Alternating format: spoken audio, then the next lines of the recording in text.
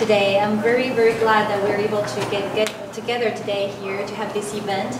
The event is called International Student Forum, Tell Your Story, Inspire the World. This event is organized by the Foundation for Law and International Affairs, and I'm the founder and president of this organization. And this event is part of the International Education Week organized by the U.S. Department of State and the U.S. Department of Education. So this initiative aims to promote or help Americans to understand the global environment and help more American people to get involved in global conversations, and also to attract more future leaders to come to the United States to study and work. So we're very glad that we're able to be part of this huge program and share some interesting, inspiring stories from some international students. So my name is Xiaoming Zhu. Like I said, I'm the founder and president of FLIA, the Foundation for Law and International Affairs. So FLIA is basically aims to promote international communication, education, cooperation, and intersection of law and international affairs. Because I personally study international law here, so that's how I got the idea to help more international students, scholars, to get involved in the global scholarship. That's how we started. So we have been running for more than 2 years. It has been very interesting, and we definitely enjoyed it.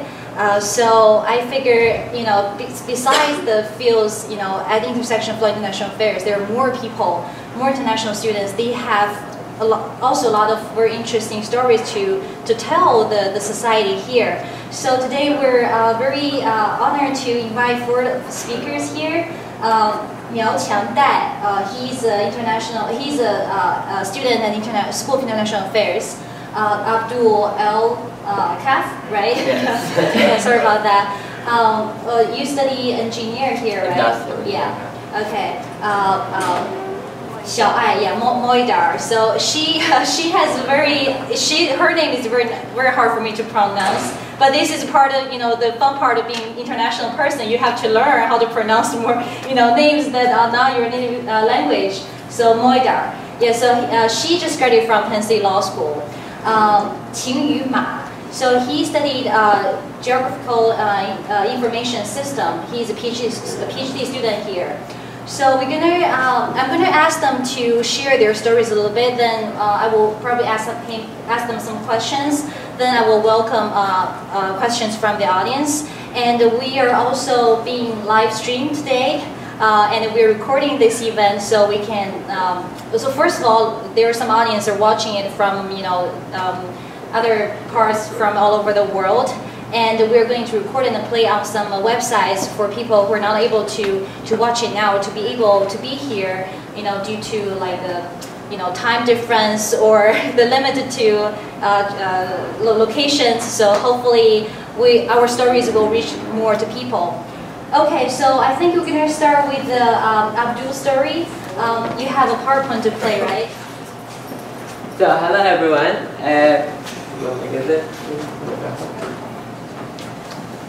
So I'm Abdul. I'm 1 out of 5 students from Yemen here at Penn State. That means I'm 20% of the entire population of Yemenis at Penn State. And that's so cool. So I'm telling today a story, a cool story, a story about, I would say 2 stories. Stories for 2 people I knew in my life. And those 2 people have kind of each one has a weird and different schedule in their life. And let me show you the schedule. So that's going to be cool to show.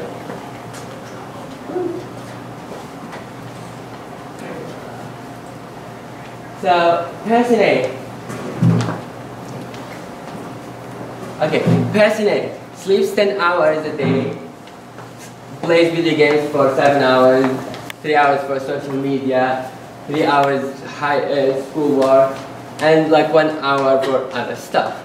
The person B, you can see he has 4 hours of sleeping, 5 hours school, like 4 hours work, 3 hours friends. So it's kind of very diverse and like so diverse. So those 2 people are actually the same person, and all those 2 people are actually me in different parts of my life. Person A was me. It was me in my freshman year here at Penn State.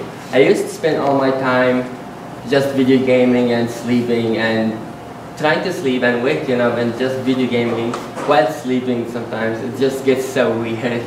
And it feels so lonely. It feels so disconnected. I have friends, but I still feel so alone among all the crowd. I go there, I talk with people, I feel so alone. And that feeling is so horrible. And what changed me is that I was looking that day, I tried to look for how to have a conversation. And it was weird because I started thinking, why would I want to know how to have a conversation? What's the point? And I realized that I wanted to be social with people, but the way I found my answer for how to have a conversation is, what do you want to know? Why do you want to have the conversation instead of how to have it? So the reason I started having conversations with people is I want to know more about them, and that reasoning has helped me to have a real conversation.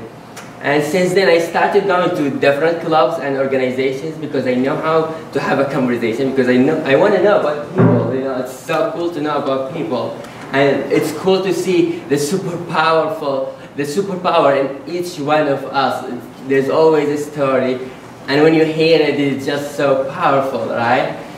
And for me now, the reason I started doing this is that I started feeling like sleeping is not that, I need more time. I cannot sleep that 10 hours. So I started sleeping way less, and it's actually working with me. And then I started having 4 hours of personal growth, in which I just started thinking about all the conversations I had, all the stories I've heard from people, and I started thinking also about what I want to do and how that touches me, how that influences me. What should I do to acquire that power or superpower that each one has that I met in that day, and that actually empowered me endlessly. So I believe that here at Penn State we have a huge international diversity, so we can see people from over 100 countries, and the fact that those people are there is amazing, because having all those identities going on in the same the same location in one city is so rare, so precious. It's just learning about way diverse stories of every human being that can just change your life every time. Now for me, I believe I change my life twice every week, and that actually made me a very stronger person. And I believe that every day I grow and every day I will be stronger as long as I have people from different backgrounds around me. Yeah, so thank you. So I know you started a nonprofit here. Yes. Yeah, so would you like to just let us know a little bit background about this nonprofit? So it's not a nonprofit yet, but we're working on the nonprofit part. Okay. So there's an organization, so it's kind of cool as well, because there was that event, its name is Students with Schizophrenia, and I was like, what's schizophrenia? I had no clue what schizophrenia is, and I was like, that sounds cool, the word sounds so interesting. So I was like, okay, I should go, and that's gonna be fun.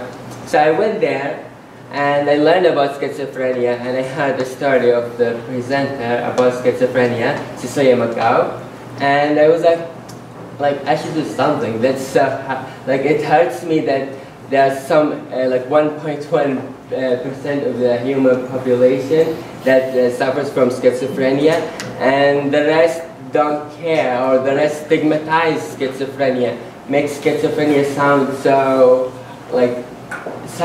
negative, make the person with schizophrenia sound so negative. They ignore the human inside every human with schizophrenia, and that that made me, like, inspired me to start to work on that non-profit with Cecilia McGough. And so we started the club, the organization here, and hopefully in the very near future we will start the non-profit. Thank you. Yeah, we do appreciate, there is such a kind of organization to spread this this rare knowledge we don't know, but actually it's a very good thing to know. All right, thank you. Okay, so next one, let's go with the lady. So Molly is just graduated from Penn State Law School, and she has also studied in Europe. So would you like to share a little bit about your experience studying law school? Sure. Hello everyone, my name is Waita Ablaiti. I'm from China. But maybe you feel like, oh, she's from China. Yeah, I am from China, but I'm ethnic minority. I'm Uyghur. I think I'm the first Uyghur at law school, so at Penn State Law. Yeah, and I think every time when there is some chances or opportunities to share about my story, I would like to say studying abroad is a very beautiful experience because I learned many things. Not only the legal knowledge what I gained here or Europe, the more is I learned how to live in a diversity environment with people from different backgrounds and different culture, different legal system. And then this experience teach me how to think from a different perspective. In terms of I gained my undergrad at China, but I spent 1 year in Europe, Sweden, a law school to learn European law as an exchange student. And then at that time, I feel actually before that, everybody tell me legal system is very different from country to country. Why you want to go to Europe? If you want to be a lawyer in China, it doesn't really useful actually. It's better you just stay in China and then just learn well the Chinese law and then take the bar exam and be a lawyer. But I feel yeah, there must be some meaning to the law. Yeah, it's just a professional major, but at the same time, I feel it's not only the knowledge, you can learn the culture, the people, because China is more and more economically growing and we have more and more communication with outside the world. So I feel this is a good opportunity. I can learn law in Europe and then see how the European legal system and then what's the difference between China. And then I decided to go to Sweden and take European law class for 1 semester. After that, I feel oh, that's so amazing. Now, actually, it's not that much different. There is so many things similar and different at law schools. For example, Sweden, their legal system is civil law and common law mixed. So some parts are Chinese teaching method at law school. Some parts are different. So I feel this is good. And then especially I took one course at that time, comparative law. And then at that class, the professor we were discussing, in my class, there is 21 students from 20 countries, because we are all exchange students.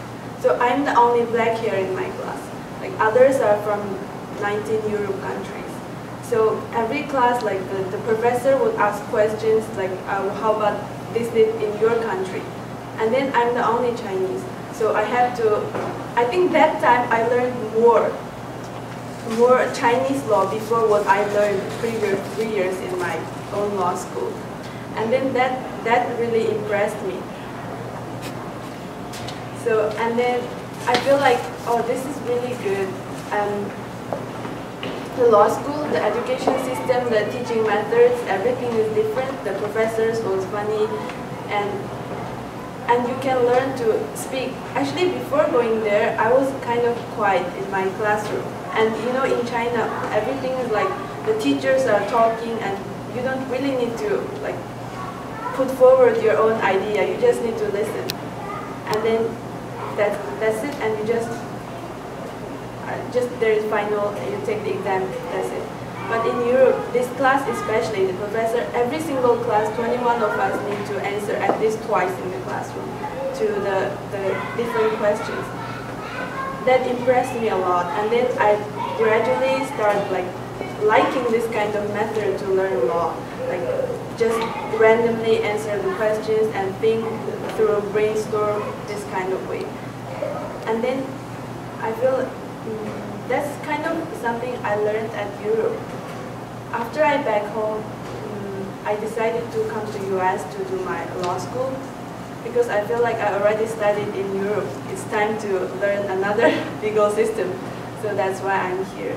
But I thought when I came here, I feel like I already been abroad. It's not that difficult. So for me, I don't think I need to experience like cultural shock or like get used to a new environment. But after I came here last year, I feel like, oh my God, it's totally different. Every country has its different legal system, different ways to teach, especially here at law school. The workload was much more heavier than here or Europe. Like we had to read hundreds of pages every single day. And as a native speaker, you have to face the cold call in the classroom. It was horrible. And it's so hard to express all of your opinions, like just in English fluently, especially in the law school classroom, which is like all of your classmates are very good at talking and very good at put forward their own opinion, and every single time they could keep talking and talking and talking. And for you, you have to first read the cases and then summarize it by yourself, and then even reading the case is not that easy because there would be some new words. You have to look up the words and then learn them. So it was very challenging for the first semester. But after one semester, yeah, we all kind of get used to it and then get used to the law school, the Socratic teaching method here, and then we start enjoying reading that like 200 pages materials every day. We feel, oh, okay, we can handle it. So I feel like it's like the learning law in different countries, different law schools will teach you to like, you are progressing every day. You just keep progressing. At least like me, myself, I progressed one day by one day. Like now, if you ask me to go to the classroom again and then like answer the questions or talk about all the things, like just randomly ask me one question and then answer. For me, it's like, okay, I just say everything was in my mind. If it were me who 3 years ago, oh my God, it's so hard, I would be very shy and I'm sorry, I don't know or something like that. But now it's, I don't know, it's not that me anymore. And then yeah, this is kind of like, I think the education differences between countries. Yeah. Well, because I have known Xiaoai, right, for a while, so it was just really amazing to see her, progress in everything. And I actually can relate to what you said a lot regarding like in the beginning people will doubt, why would you study in different legal system? It will be useless if you want to practice law in China. But now almost everyone realized that we do need that knowledge because now the global society is one. It's not we're not so far anymore. So I think that's one of the meanings why we're here today, to just promote this international understanding between different, not just the countries, but also, jurisdictions, legal systems. So I think it's very meaningful that we can share this experience and this our knowledge, with more people. So it's Miao Cheng's major is different than yours, but it's kind of close because he studied international affairs, which is also first of all, very related to our nonprofit, the Foundation for Law and International Affairs. Secondly, we're in the same building, so they do have, they have to take some like international laws, classes. So, but I think you guys have very different, learning style, and you have very different way to think because you have to be more diplomatic, right? So, would you like to share about your story with us? Yeah, sure. But first of all, I think I think the way of thinking of kind of international affairs students is so different than of law students. We kind of take things for macro level, and we do not think things in a case by case thing because usually in US and Britain we will study case laws and we think things in a kind of micro thing in a particular environment and conditions of each case. But actually at least me as the international affairs student, I tend to take look at things for their similarities and make classifications of things and to get some to extract some meanings from them generally. So let's back to my stories. So the first story I want to share is kind of like more serious than those speakers before me. It's about the safety, because 2 years ago, I was in Paris when the notorious Paris terrorist attack happened on November 13th, 2015. It was a Friday night, like today. People went out, hanging out and having fun with people in theater, in cafeteria, in stadium. There was a soccer game between France and Germany in the stadium of France. But here comes a group of terrorists, and that night there were 127 people killed, and nearly 400 people get injured from several terrorist attacks.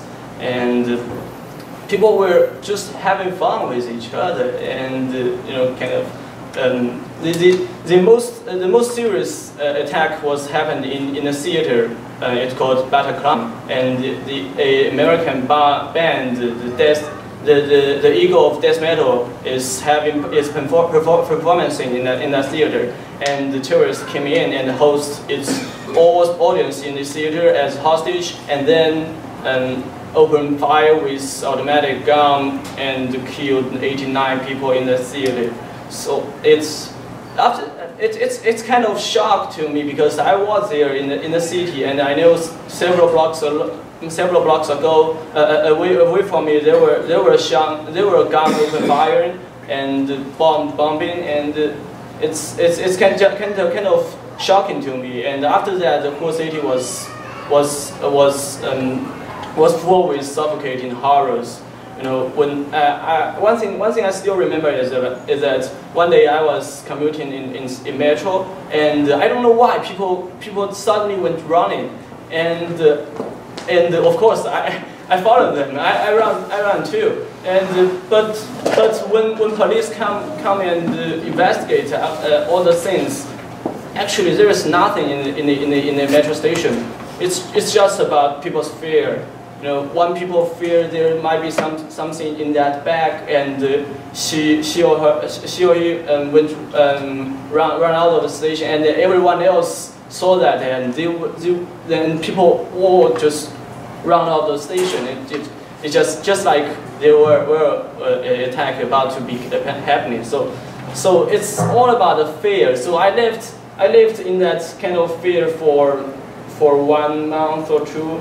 And before I left Paris, I went to the Bataclan theater, and I saw those photos, those shoes left by those victims, and flowers, candles near the street side, and I saw several old ladies sweeping on the street side, and I was thinking about that. If I were one of the a part of the death toll number, and actually I was close because some of my friends invited me to the theater or the football game, and I was lucky enough because I was poor. I cannot buy the ticket, so I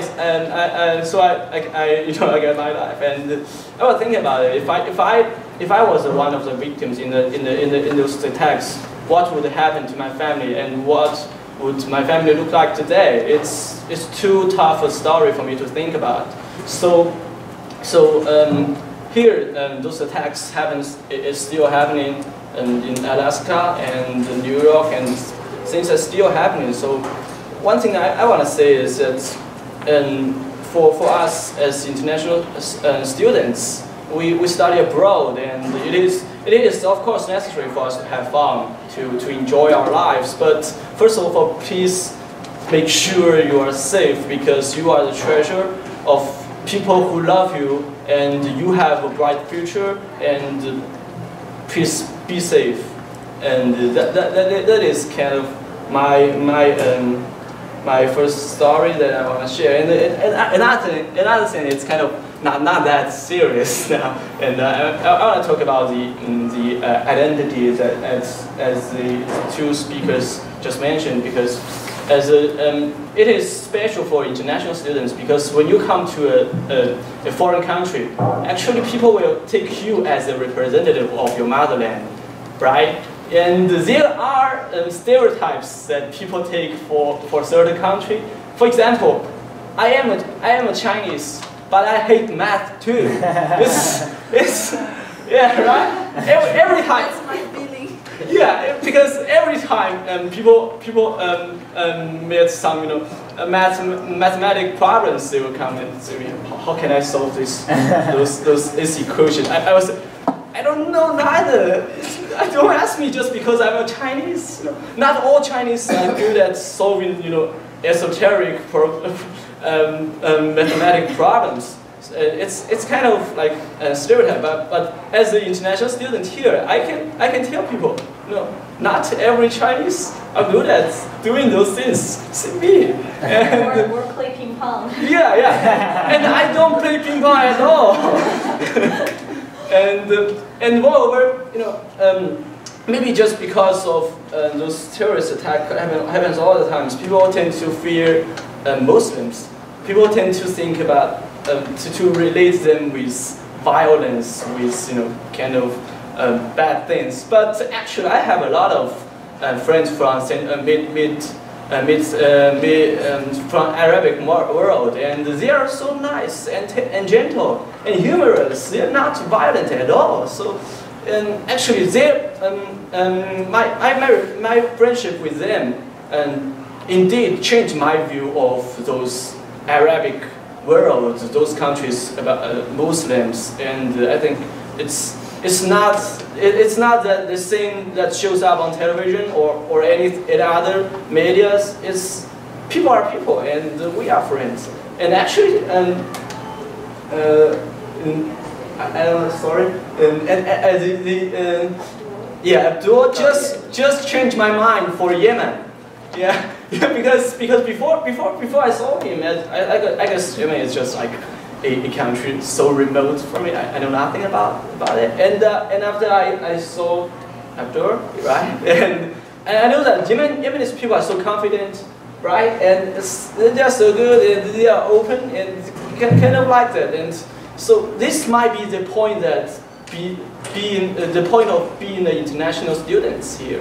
We come abroad, and we spend a lot of efforts and money to study abroad, and we are the representative of our motherland, and we are here to change those bad stereotypes of foreign peoples on our country. So it's kind of my stories to share about.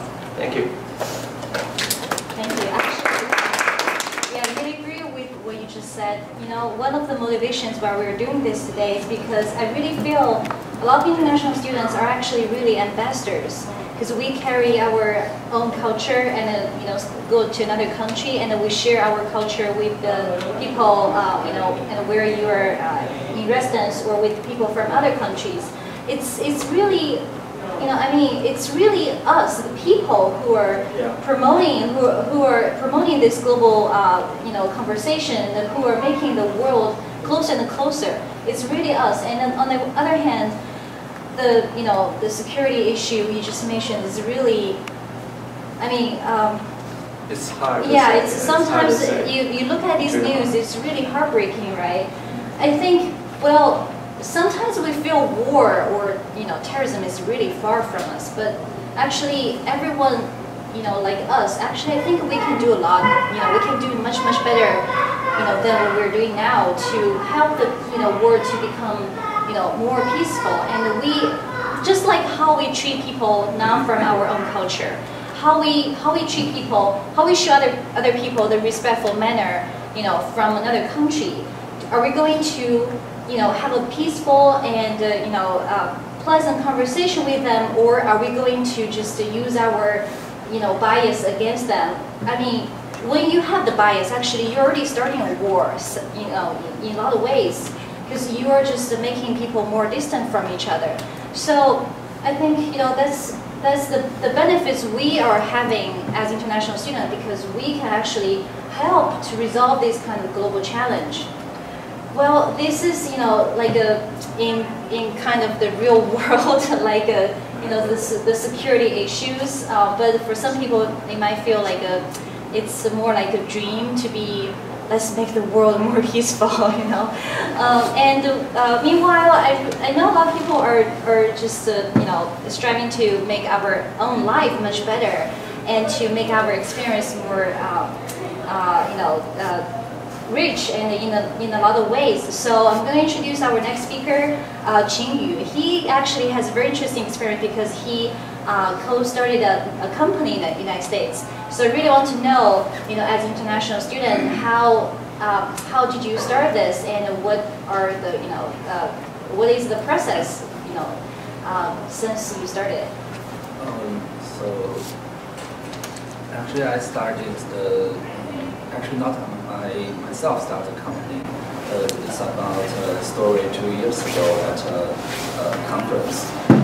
Which I'm doing like geographical information system major, and that sorry, and that major is doing spatial analysis and doing a lot with maps. And there's a big company in US called ASRI, and they hold a conference each year. And I was in a conference 2 years ago. And at that conference, there are other two guys looking for partners. So I just graduated from my master's school. So at that time, we met together and sharing ideas with each other, and just want to try to say, because they, at that time, I was also looking for a job, and I tried more than 100 application, so I'm changing cover letter and the resume all the time. So just like same time as most of you, like just graduate, want to find a job using the OPT status in US.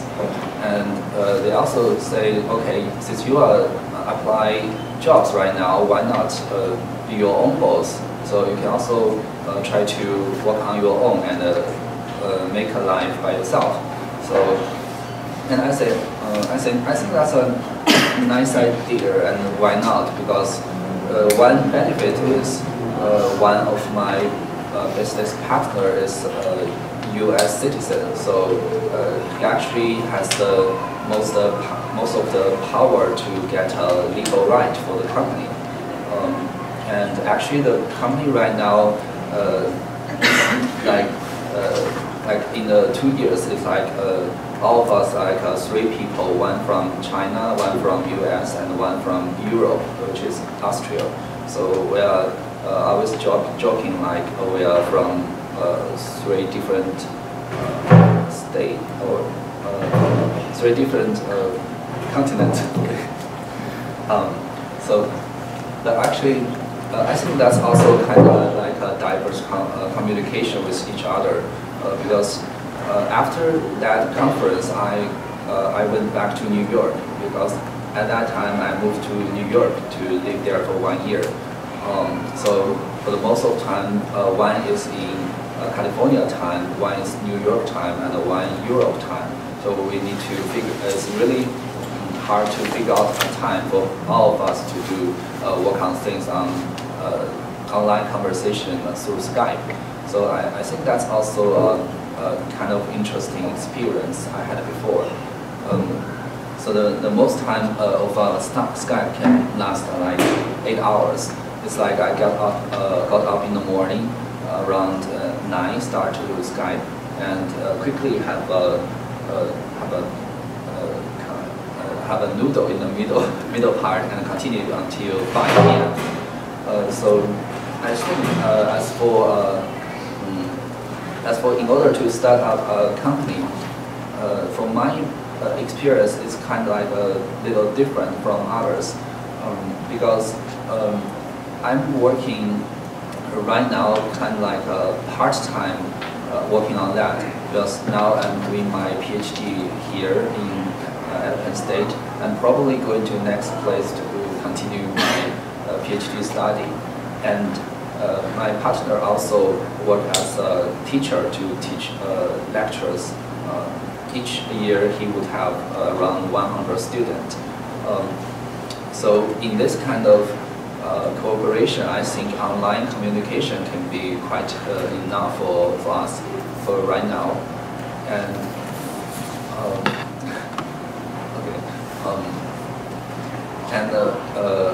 and I think when as an international student, when we just graduate from school, it may have 2 or 3 options. One is apply to another school to stay in US. One is looking for a job, and if you are lucky, you can find your job or internship you like. And another way is just to try your own ideas, like start up a company by yourself. So I think the third option would be very hard if you just want to start your own company by a group of international students without some help from outside. It's really hard for you to get the official status to working here in US. So I think from my experience, I'm in the middle. So I can do the academic area to my status, F1 status here, and while continuing to work on some ideas. Right now is I haven't got some or gotten much income from the business. It's just coding and developing ideas all the time. I think that's for the short story. Okay. Well, actually, you're a little bit different than the other 3 speakers because you are PhD students. So I'm wondering, how do you actually apply your academic work into this business? And can you introduce a little bit about your what do you do in the business? Like one year ago or 2 years ago, the reason I applied to continue study as a PhD here is I want to say, I think I want to become the bridge between academic world to the industry world, because I can see some of the potential at Penn State here and for most of the campus. Because I don't know whether this amplifier is suitable enough.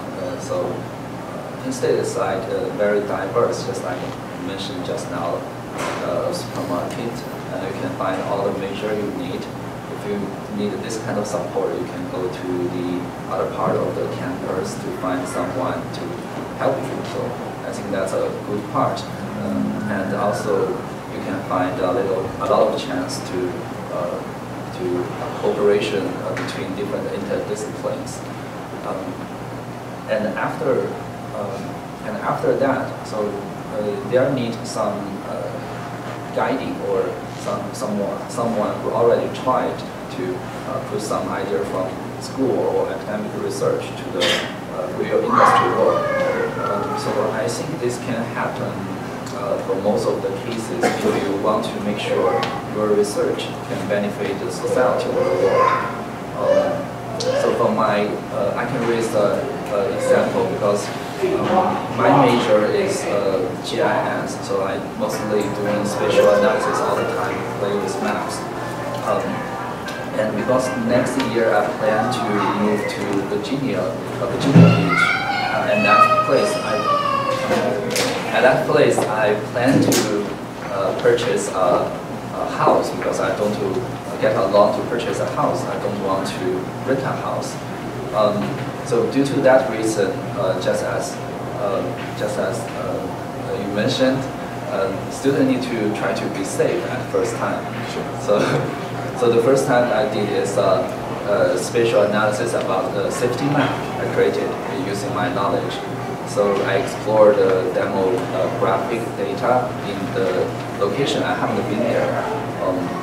So I will consider the basic salary information like the average income and historical crime data set and all the factors together and filter out the locations I think which may not be safe. So that's how I implement my measure into my life. And later on, I also want to generate some benefit using that house. For example, I can open Airbnb. So for that reason, I create a second map, attractive map. So try to look at all kinds of commuters. There's a commuter data, so I can say, because the Virginia Beach is kind of like a travel city, so I can say in the former years which location has the most commuters, and I will figure out, also have a set of selection. For example, the location should be close to the 5 recreation center. Some similar things should be close on travel locations, on parks. And after that, I also got a second map. So based on the 2 results, I will ask my agent to select locations between houses. So I think this kind of ideas can be transferred to daily life. So that's why I continue my PhD study in US. Well, that's, I think what you do is really amazing, even though, many of us may, don't understand the technology you're talking about, but it's really amazing. But meanwhile, I really want to emphasize to our audience that we are not here to encourage people to start their business, especially for international students, because we have to consider the legal status. But for him, I think it's, on the one hand, they're not having any income, so that's not, that doesn't cause any problem. But in the second hand, it's just we have to also make sure that this kind of research or academic work will really, benefit to the real world. And I mean, it's really amazing to see that they are trying to do this. They're trying to practice it. So I hope your this kind of spirit will inspire more people. Okay, so thank you very much for sharing your stories. I'm going to open questions to the audience, but before that, I want to take advantage as a host to ask you guys a question. Whoever you would like to answer, that's fine.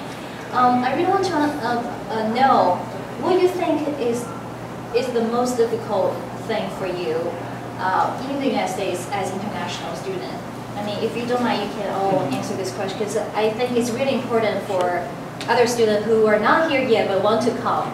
Give them some expectations. And if you have had it, how did you overcome it? Actually, I thought about this question because when I came here, I found the pedagogical methods, the way professors giving their lectures and teaching their students are quite different than that of China. Because when you are, as I just mentioned, when you are in China, what you do to take a class is just sitting here, listen, and swiping with your phones, and at the last weeks of the semester, and go through the textbook, and you can pass the exam. And after 4 years, you can get a bachelor's degree or so. But when you come to like US, most of you might know that the class is open too. The class is open, and everyone is okay to interrupt the professor, right? Okay, just make sure that I am in the same line with you. And it's just like you need to keep up with the class, and you need to get involved in the discussion of the class. And although sometimes the class might be turned into a big Q&A session, right? Sometimes my professor will take 1 hour of a class to answer questions from students. In the Chinese view, this might be not efficient, right? I think most of the time just like wasting time, but it's really worth it. It makes students to get involved in the discussion and makes they think in their own brain. But the problem for international students is that you need to get involved in this method, in this system. If you are sitting here, like you are doing in Chinese, like you are doing in a Chinese class, you are sitting here and watching them discuss, and you get nothing from it, and you are wasting your tuitions, which is which is which is a lot of money. Okay, so it's kind of wasting time. So my how did I solve this problem is that to get participated, and one of my solution is that when you are listening, you can try to prepare to speak as if in the next second it's your turn to stand up and speak. If you are always prepared like this, you will be always keep up with the discussion, and your mind will be your brain will be keep running. So that you will get everything and to absorb from the class, and you will learn a lot. So that is quite different. So that's my thing. I mean, no wonder. I was just so impressed with the Miao Chang, that how proactive he is in the class or some meetings in law school and SIA. Well, he's only been here for a few months. For a lot of international students, many of them are even not able to, or not confident enough to speak out. But he's very proactive in the class. I guess now we found out the reason. Yeah. Okay. Yeah. Actually, it's about the braveness. You cannot be afraid of losing your face. If so, you will never be brave enough to speak, right? But actually, I am no one special, and what I'm sharing now is nothing special. What I do is just open my what I did is just open my mouth, and I didn't feel fear about somebody laughing at me. Actually, people will respect what you are speaking, even though that's stupid, like you do now. So just be brave, and you have nothing to lose. I do really admire that courage. What about you, Abdul? Well, I feel like the most difficult thing. So when I came over here, I had that goal of like visiting every single state in the U.S. But I started in the first year. I visited around 13 or 14. Then I stopped after that last year, and it was because of the situations that has been happening and all that, like the thoughts people have on Middle Eastern, on Yemenis, and that feeling is so hard at some point, because like it's like the feeling of being judged just before even you talk is scary, and it's more of the stereotype that you mentioned before. Yeah, exactly. And yeah, it's so that feeling is the hardest thing I ever deal with. I guess many of us probably can relate to that. You feel being judged. That's really not a good feeling. That's why we hope there could be more international understanding to be created here. Especially, actually, I think we are very lucky to be in a very diversity environment here in State College. So what about you? I think the most difficult thing I faced is, I can't say it's most difficult, but I think it's something I learned. I learned how to be independent since I came here. I mean, more from mentally, because before coming here, yeah, I was in boarding school for many years. Actually, I feel like I already be very independent. But it's different thing. Like in China, the girls like to always hang out together, and even like you are in boarding school, you always have roommates. and then you all friends like live together, and you would like to do all the things with your friends, like eat together, like go to library together. But since came here, like you have to do everything by yourself. I mean, real yourself, like not your parents, not your friends here. Yeah, it's very diverse. We have so many friends, like from different countries, everywhere. So many things going on. But actually, majority of the time, you are yourself, and then the classroom and library. I believe most of us spend majority of our time just by ourselves in the library and reading. Keep doing your reading and go to your home and stay in your own room and you cook by yourself. Like this kind of things is, at first it was not really comfortable for me because I never go home at 12 or 1 a.m. by myself from school in my life.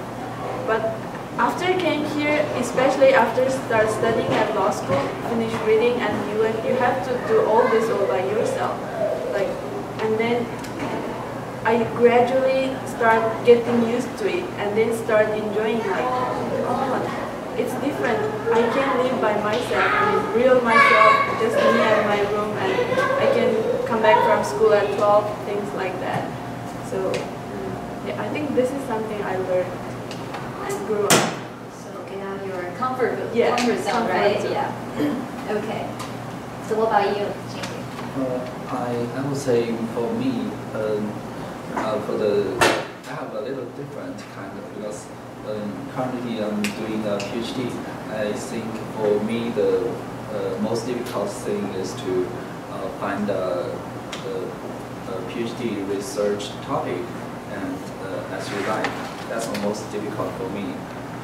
So after you get, if you try to work in academic field, after you got accepted as a PhD, so there can be chances that your interest or direction can be different from your mentor. So that's also happened to me. So before I come here, and from my mentor's resume, I can say, okay, I love this research, I love this direction. But after I come here, and at that time, my mentor started to working on some other direction, so start to change, and that direction would be no more suitable for me, and so it's a kind of like a little late for me. Like after 1 year, I figured out that thing. So, and my method to overcome this is just to change to another school to continue my study. So the point I mentioned this story is I just want to share with you. So there can be chances that your direction, if you want to do a PhD, your direction can be different from your environment. So at this time, if in 1 or 2 years you feel that, okay, I have no important paper published, or the effort doesn't become some real thing, and at that time you need to think about whether you need to change some strategy about your current situation. Well, I think it might be a difficult decision for you to make to decide, to go to another university to continue your academic work. But I think it's very important that we do what we love, so we can keep this passion, keep going. Yeah. So, and I definitely understand as a PhD student, your research almost means everything to you. I mean, your advisor is like a clear mentor. So it's very important for other students, if they want to pursue a PhD program here, I think it's really important to keep in mind. Okay, so I think I'm done with my questions. Is there any question from the audience you would like to ask, or is there anything you'd like to share, like your story? Yeah, yeah. Could you speak out a little bit because we're recording this? Yeah. Oh, okay. When I just came here, I also feel very lonely, and I always feel I'm all alone, so I'm really agreeing to the community. So I just want to ask you, how did you conquer your loneliness? Keep yourself as busy as possible. Yeah, that's it. That's my solution.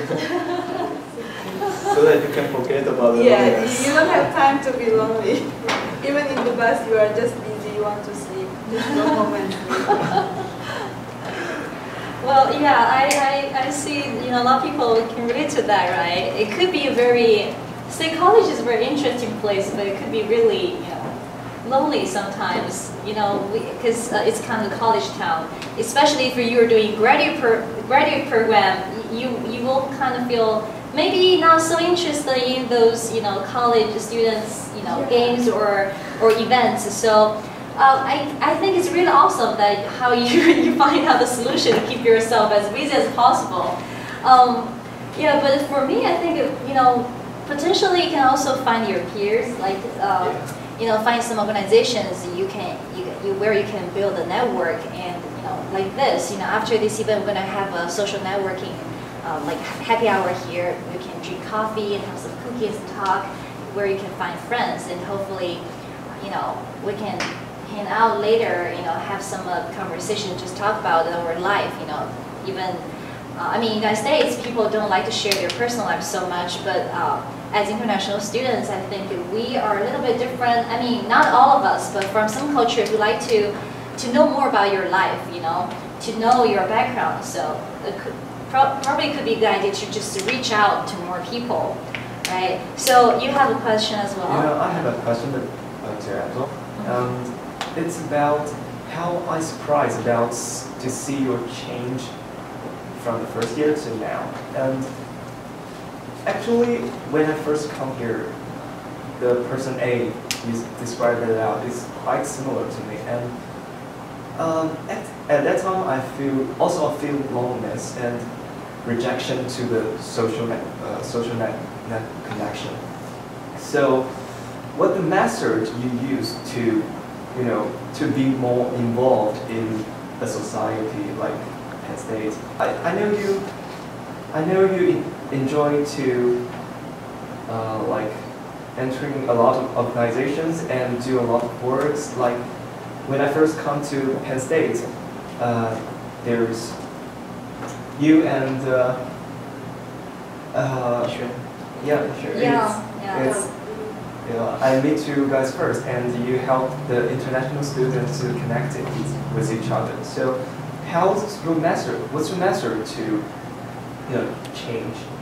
I feel it's the perspective when you go into any organization or any conversation. So I think like when I go to any conversation, having that feeling of it's gonna be hard for me. I'm gonna be like they're gonna notice my language. They're gonna judge me in my language.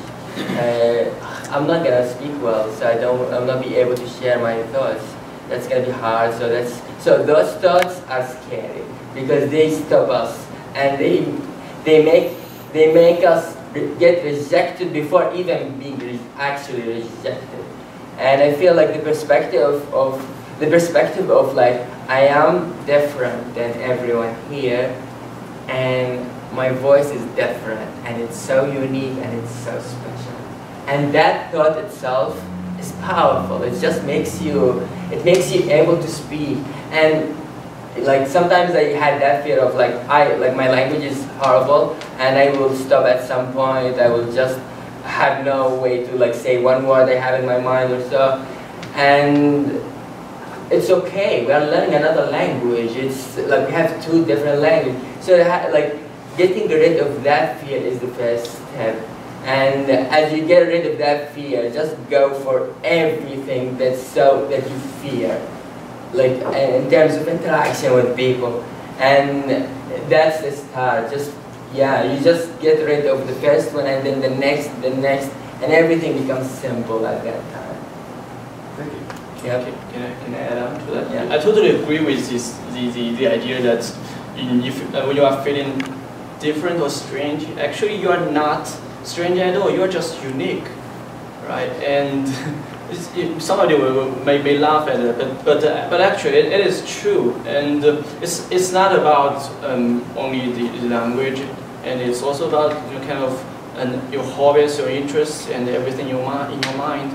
And actually, I have a lot of that kind of feeling when everyone else is talking about football, and I know nothing about it. Right, so it's just make me feel like I am not a part of them, and I am so different from them. And last time, and I was invited to a bar, and people were here and dancing, yelling, and I was here like, what? I just cannot be a part of them. I know they are happy and they are having fun, but I don't get that point actually. So I can feel a little bit about the being excluded from certain group, but I guess it's okay because it's people like things and people dislike things, and it's just about the personal thing. So it's don't feel bad about it. It's just about you yourself, the unique yourself. So take it easy. And the way to solve such problem is, I guess, is to open your mind to as much as new things you can. I mean, if you met more people, and you will find someone like you.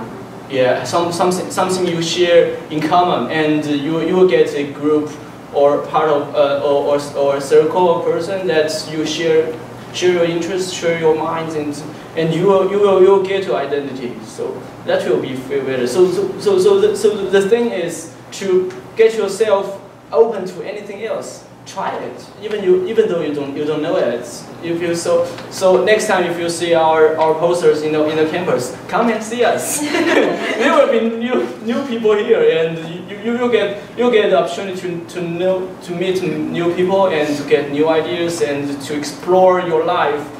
There are so many opportunities for you. That's it. Thank you. Actually, we're planning to do this event like in a more regular basis. We want to do this like bi-weekly. We will get together at some local cafe here. It will be definitely less formal, much casual. So just get together. We can probably play some, card games, or just share your recent, stories, your news. So whatever. I just want to create a, place for international students to come together. Is there any other question? Yeah, please. I truly enjoy all the stories you guys shared. They're very inspiring to me, so thank you for sharing them. I would like to ask each one of you, what's your where do you see yourself in 5 years? Do you have any plans? It's a great question.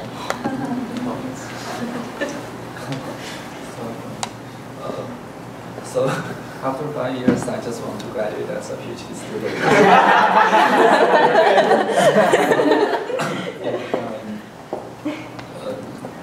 That's it.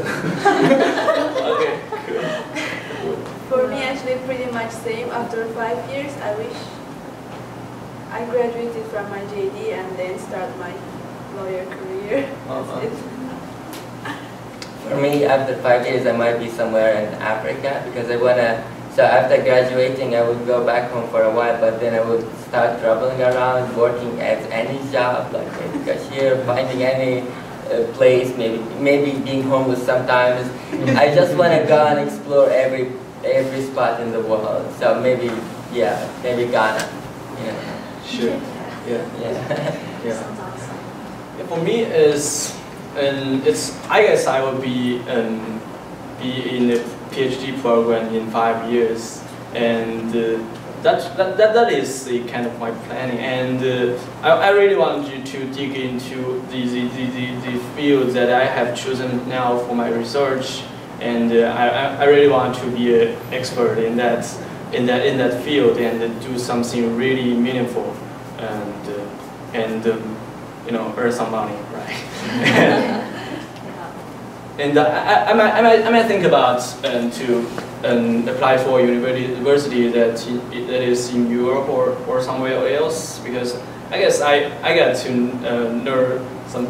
I have had the opportunity to learn about US, and I wanted to explore the wider world. Great. Is there any other? Yes, please.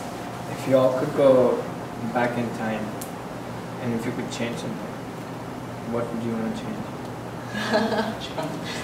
What would you like to change if you can go back to some time? I don't want to change anything. I feel like every single experience made me the best I am. Is that only one thing? Could be anything.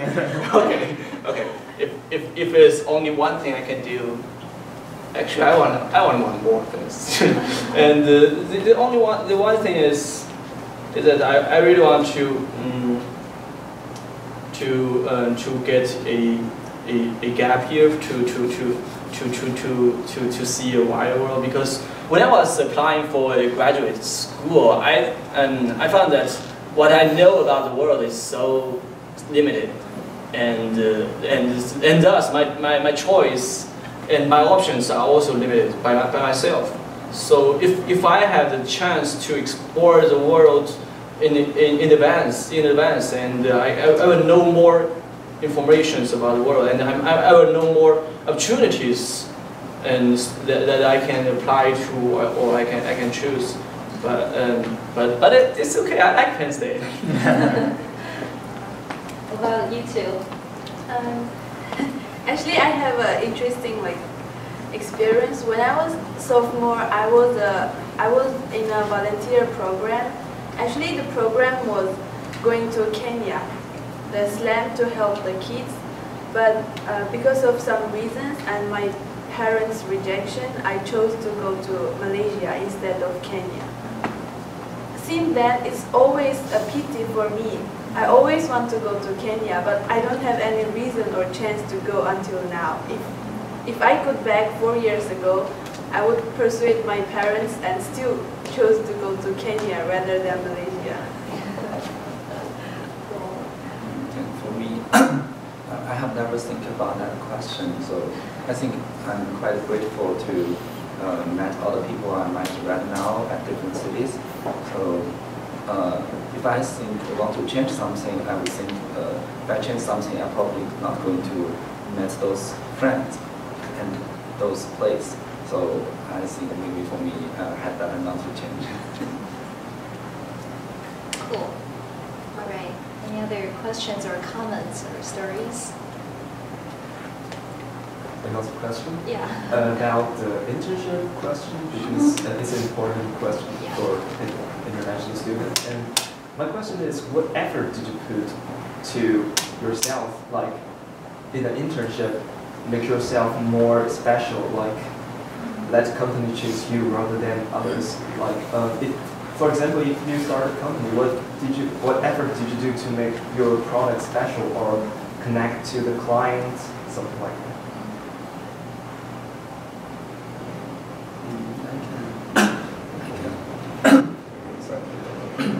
I can ask you some about the internship.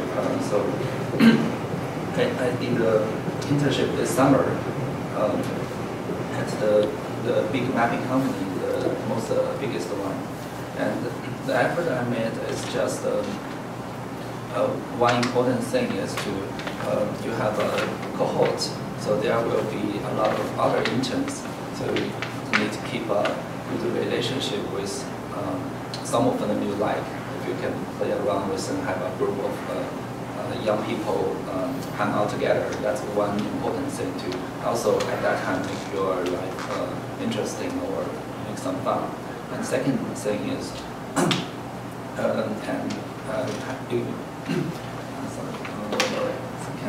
can answer later on, so later on. Did you have water? And I guess Mandy can answer this question. Oh. Go ahead, you first. No, please. Actually, about what was your question? Sorry. About the internship? Internship? Okay, so I am an intern at the hub. There's a new place called Student Engagement place. So we're basically helping students to connect each one of you who are interested in undergraduate research, graduate research, or like internship co-ops. So after we're connecting for opportunities, we have the scholarship program. We can help you if you need money to pay for like food, the rent for your housing or gas money, anything like that. To make you stand out, I think, other than your academic performances will be your personality. I think that's a cultural difference that here. They really value that a lot. That's what my boss told me, that he really looks at your cover letter and he wants to know more about you as a person, like what kind of person you are. And then after that will be your performances at during the interview. So yeah, does that answer your question? Excuse me, where you work? The hub, there's a new student engagement place that opens at the hub, so it's like next to the stairs. If you ever come past by, say hi to me. Is it part of the student organization Under office? the Penn State office. Okay. So it's one of the top initiatives from President Barron. So it's not like a club or organization. Yeah. Yeah. Okay. Well, Abdul, do you have to go? Yes. Yeah, okay, I know you have to go, but before you go, do you mind we take a picture quickly Yeah. so we don't miss this moment? And we can still continue our conversation afterwards. Yeah. Let's all stand up, so. Yeah. Yeah, just to do it quickly. If you guys would like to join us, yeah, please feel free. Yeah, yes, please, yeah, come on, yeah. Come on. Yeah, come on, really, yeah, yes, please, yeah, come on. Yeah.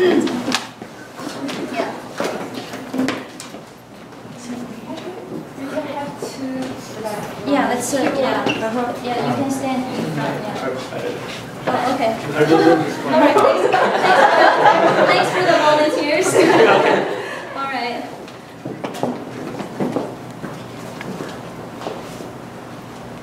One, two, three.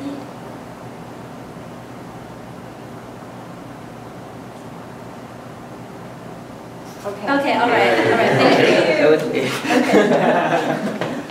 All right.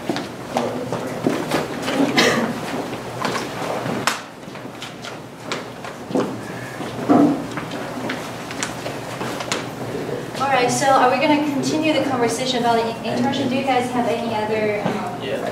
Yeah. Actually, when I was in my undergraduate program, I had 3 different internships, but all of them are in China. So my idea about applying for internship is the first thing is to add assets on your CV so that it can attract these HR officials, and you will get the opportunity. And actually, please do not expect too much for the intern position, because basically I don't know what does it look like in US, but at least in China, and when you are really doing the internship, what you do is more like some basic things. They will not give you that much authority to do some important things, and actually you will learn something. You will learn actually a lot of things. How does it work? The company works. How does the industry works? And because my interest was in finance, so I did a internship in a property insurance company in a bank, in a commercial bank, and I also my last internship is in a fund management fund management company, and I also did a part-time internship in a market research company. So it's also basically about finance. So the thing you need to make sure that when you are looking for an internship is about your own career planning, right? And it's about what do you want to do for your future career, and so that you can make sure that the internship you are seeking is helpful for you in the future, because it will take a lot of time and effort to get an intern position, and it's your time, and you need to make full use of it. I think for internship, for myself last year, because my program was just 1-year program, so if you want to find an internship here for your OPT, you have to start applying like as early as possible. And then actually your professors or the professors is a good resource. For example, like they have office hours, and then I would go and talk to the professors about whether because some of your professors will guide you, teach you how to find some resources or do some internships here. And then the first semester I was a research assistant for one of my professors, and then he recommended me to another internship in a legal aid here, North Bend, more legal career. So I feel like if you want to find internship, my advice is just start, like set your goal, what kind of places you want to intern, and then go to career office and start doing everything as early as possible. Well, actually, I'd like to respond to that question a little bit because as we run FLIA, we have interns from really all over the world. We have a virtual team. We work via Zoom meetings, and so basically we don't have an office. So it's really a challenge for many interns and also the supervisor of the team to keep the team together and you see who's doing better. I mean, most of the interns are doing very well. We have a few here. They're doing really well. But I want to give you an example of one of our interns. I'm so impressed, and I'm so sure she's gonna do so well in her future career. Her name is Michelle Wong. She's really amazing because when you as a leader of this group, you will definitely tell who's the best and who's not. I mean, that's not a question here, but how I found she amazing is that she thinks as me, as a group leader. She resolved the problem that I might have. I mean the leader of this organization might have. So it's not like you ask her to do things for you, but she's already thinking ahead of you to think this is okay. So this is the huge picture of this program. And how many people we will need for this program, how many hours we will need for this program, and who is the best for what. She's really doing this so amazing work, and most importantly, almost not every week, but once in a while, or whatever happened, I'll always receive a Word document from her regarding the recent work. Some conclusions, some conversations that she has with other teammates, or some questions or some problems still remain to be resolved. So I can keep very good track of our work, even without really doing the work. Because, especially for interns, interns are very interesting in this special position because many supervisors will feel like, I'm just helping you because you're just here to learn. But you are not really creating values for the company or for the organizations. Actually, that is a lot, that's the case in many organizations or companies. And the company has to put a lot of effort in you to help you to grow. But for her, whatever she is, she's going to add so much value to this company because she really thinks as a leader. And she, it's just, not only the very comprehensive, view she has for the whole program, but it's very detailed. And also, I think it's really amazing that she sent me those Word documents once in a while. If you want to grade in your internship, definitely do that. Your boss will be very, very impressed with like, yeah, you really take this seriously and you're thinking about this and you have the conclusions, you come with the possible solutions. Yeah, it's a good way to do it. All right. Any other questions? Okay, I think we've been doing this for an hour and a half, and really thank you guys so much for coming here. I know it's it's literally a lot of people are leaving for the Thanksgiving holiday, and for a lot of people they have classes in 3 to 5, so it's not a great time to have this event. But I'm so grateful that you're here, and I really think international students are so important in this society because international students have driven to understand the foreign culture and get involved in the global conversations and to promote international understandings. I think their efforts to promoting the international should not be neglected. So I'm very proud that we did this here today, and I hope we can continue doing this in a more regular basis. So create a better environment, for international students in at least the state college. All right, thank you guys so much. Thank you.